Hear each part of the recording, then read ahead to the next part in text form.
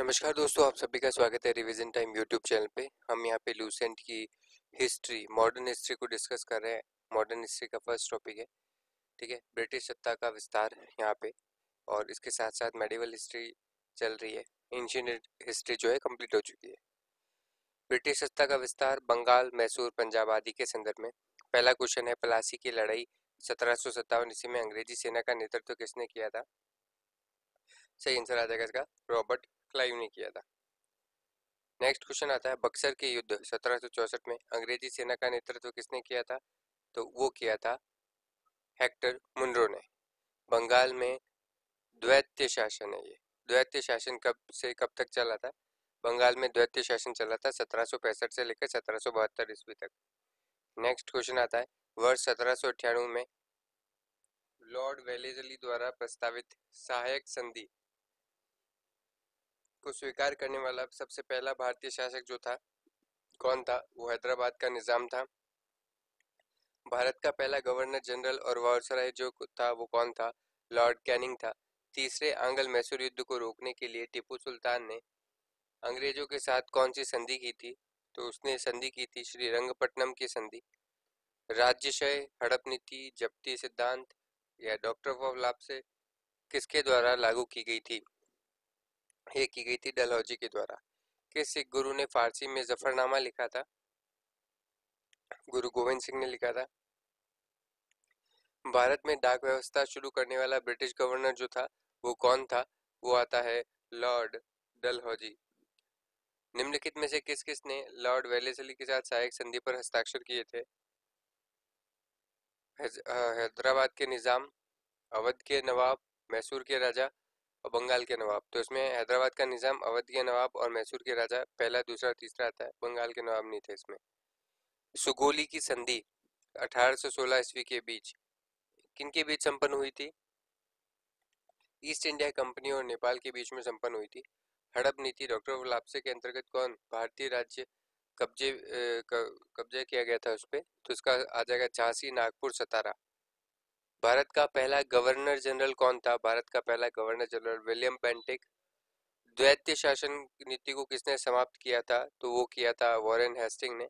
पलासी का युद्ध 1757 में अत्यधिक ऐतिहासिक महत्व था क्योंकि, इसका सही आंसर जो हो जाएगा वो ये हो जाएगा कि इसने बंगाल में ब्रिटिश वर्चस्व के लिए मार्ग प्रशस्त किया और इसके बाद संपूर्ण भारत पर ब्रिटिश नियंत्रण के लिए रास्ता खुल गया था। प्रशासनिक अव्यवस्था यानी कुशासन के आधार पर डलहौजी ने किस राज्य को ब्रिटिश साम्राज्य में मिलाया था? तो वो आ जाएगा अवध। कब मिलाया था ये आपको लिखना है कमेंट सेक्शन में। भारत में निम्न वारसरायों में से किसके काल में Indian penal code, IPC, civil procedure code और क्रिमिनल प्रोसीजर कोड को पारित किए गए थे? तो इसका सही जवाब आ जाएगा लॉर्ड कैनिंग। सती प्रथा का अंत करने और ठगी को समाप्त करने का श्रेय जो आता है वो किसको जाता है? वो जाता है लॉर्ड विलियम बेंटिक। निम्नलिखित में से अवध के स्वायत्त राज्य का संस्थापक जो थे वो कौन थे? वो थे सादत खां यानी बुरहान उल मुल्क। निम्नलिखित में से किसने मीर कासिम और सिराजुद्दौला के साथ मिलकर अंग्रेजी ईस्ट इंडिया पर युद्ध घोषित किया और बाद में बक्सर के युद्ध में अंग्रेजों से पराजित हुए थे? तो वो आता है शाह आलम द्वितीय। ईस्ट इंडिया कंपनी के नेतृत्व में रॉबर्ट क्लाइव का उत्तराधिकारी निम्नलिखित में से कौन था? वो आ जाएगा हेस्टिंग। नवाब सिराजुद्दौला ईस्ट इंडिया कंपनी के बीच संघर्ष का प्रमुख कारण था। वो क्या था? वो था अंग्रेजों ने व्यापार छूटों का दुरुपयोग किया था। काल कोठरी यानी ब्लैक होल की घटना जिसमें 146 में से 123 लोग एक छोटी सी कोठरी में बंद किए जाने के कारण मर गए थे, कहाँ घटी थी? ये कलकत्ता में घटना हुई थी। किस इतिहासकार ने 1765 ईस्वी से 1772 तक कंपनी के राज्य को द्वैत शासन के काल को डाकुओं का राज्य की संज्ञा दी थी? तो वो दी थी के एम पणिकर ने। सुरक्षा प्रकोष्ठ नीति, रिंग फेंस पॉलिसी संबंधित है, किससे संबंधित है? ये है वॉरेन हेस्टिंग से। रणजीत सिंह ने सुप्रसिद्ध कोहिनूर हीरा प्राप्त किया था, वो किससे किया था? शाह सुजा से। किसके शासनकाल में ब्लैक होल की घटना हुई थी? ये दुर्घटना जो हुई थी वो किसके शासनकाल में? सिराजुद्दौला। बंगाल के किस गवर्नर जनरल के काल में पिट्स इंडिया एक्ट 1784 पारित किया गया था? तो ये वॉरेन हेस्टिंग के काल में। नृप निर्माता यानी किंग मेकर के रूप में किन्हें जाना जाता है? किंग मेकर के रूप में जाना जाता है सैयद बंधु को। अहमद शाह अब्दाली ने भारत पर कुल 7 बार आक्रमण किया, जिसमें सर्वाधिक 3 बार आक्रमण किस मुगल शासक के काल में हुए थे? वो शाह आलम द्वितीय के काल में हुए थे। यहाँ सूची दे रखी है और उससे संबंधित संधियां हैं, उसको आपको मिलान करना है। तो पहला आता है प्रथम आंग्ल मैसूर युद्ध 1767 से 89 के बीच में मद्रास की संधि हुई थी। दूसरे आंग्ल मैसूर युद्ध में मंगलौर की संधि हुई थी। और तीसरे आंग्ल के युद्ध में श्रीरंगपट्टनम की संधि हुई थी। इसका आंसर पहला आ जाएगा।